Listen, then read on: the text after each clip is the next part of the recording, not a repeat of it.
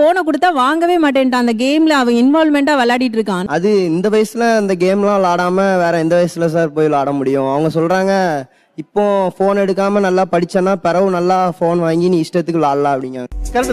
ஃபியூச்சர்ல எதுக்கு சார் நாங்க கேம்லாம் விளாண்டுட்டு இருக்க போறோம்? அப்ப எங்களுக்கு வேற வேலை இருக்காதா?